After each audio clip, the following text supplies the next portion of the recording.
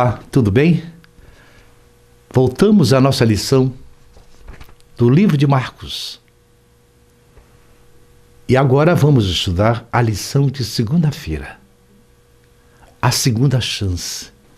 Leia Atos 15, 36 a 39. Por que Paulo rejeitou João Marcos e por que Barnabé lhe deu a segunda chance? Marcos é rejeitado por Paulo na segunda viagem missionária, que está em Atos 15, 37 e 40. A rejeição de Paulo ao ingresso do jovem Marcos na segunda viagem missionária teve repercussões profundas na agenda missionária da igreja e no relacionamento dos dois grandes líderes. Houve tal desavença entre eles que Barnabé deixou Paulo e partiu para uma nova frente missionária, levando consigo a Marcos para Chipre, sua terra natal. Em quinto lugar, Marcos era primo de Barnabé, Colossenses 4,10. Esse fato revela que a família de Marcos era abastada. Sua mãe tinha uma casa que servia de lugar de encontro da igreja primitiva. E Barnabé era o homem de posses, Atos 4,37.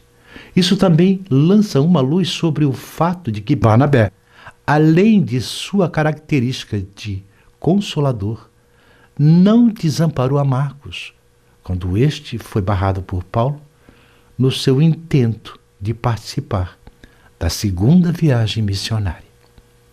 Em sexto lugar, tempos depois, Marcos esteve preso com Paulo em Roma, Colossenses 4,10. Marcos tornou-se um grande líder cristão no século I. Jerônimo disse que ele foi ao Egito e ali plantou a igreja de Alexandria. Agora ele está preso em Roma com Paulo, durante sua primeira prisão. Em segundo lugar, Marcos tornou-se um cooperador de Paulo. A carta a Filemão foi escrita no intervalo entre a primeira e a segunda prisão de Paulo em Roma. Paulo destaca que nesse tempo Marcos era o seu assistente. Em oitavo lugar, Marcos foi chamado por Paulo para assisti-lo no final de sua vida. 2 Timóteo 4,11. Marcos estava em Éfeso quando Paulo foi preso pela segunda vez. Agora, Paulo está num calabouço romano, aguardando o seu martírio. Paulo reconhece que o mesmo jovem que ele dispensara no passado, agora lhe é muito útil e deseja tê-lo como seu cooperador no momento final de sua vida. Isso nos prova que a mudança de conduta de Paulo, bem como sua mudança de conceito acerca de Marcos. E no nono lugar, Marcos era considerado um filho de Pedro na fé. 1 Pedro 5,13. Marcos teve um estreito relacionamento com Pedro. O apóstolo o chama meu filho. Possivelmente o próprio Pedro o tenha levado a Cristo e seja o seu pai na fé. Quando Pedro foi solto da prisão, foi para a casa de Maria, mãe de Marcos, onde a igreja estava reunida. Em décimo lugar, Marcos é apontado pela maioria dos estudiosos como o jovem que se vestiu com o lençol para ver Jesus. Está em Marcos 14, 51 e 52. Nesse tempo, esse jovem era apenas um seguidor casual de Cristo. Era apenas um espectador curioso que queria acompanhar o desenrolar da prisão do Rabi da Galileia. Mas estava inadequadamente vestido no meio da multidão. Ao ser agarrado pelos soldados que prendiam Jesus, o jovem fugiu desnudo. Na primeira prisão de Paulo, ele tinha liberdade para pregar aos líderes judeus. Está em Atos 28, 17 e 28.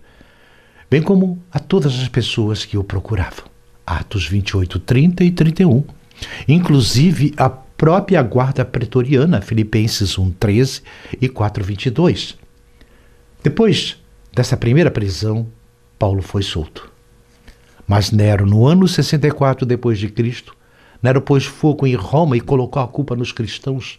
Doravante, uma perseguição sangrenta foi iniciada contra os cristãos.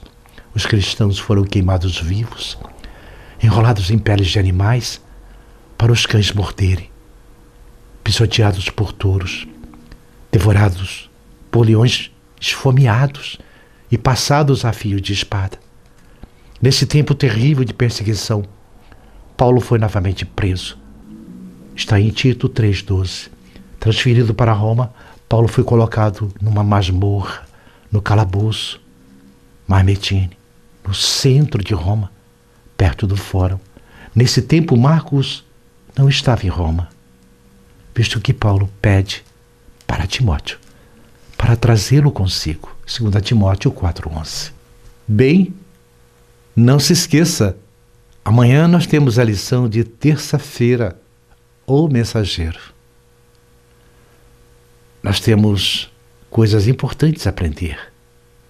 Quem são os personagens desses versos de Marcos 1, 1 a 8? O que eles dizem e o que eles fazem? Amanhã você vai descobrir. Até amanhã.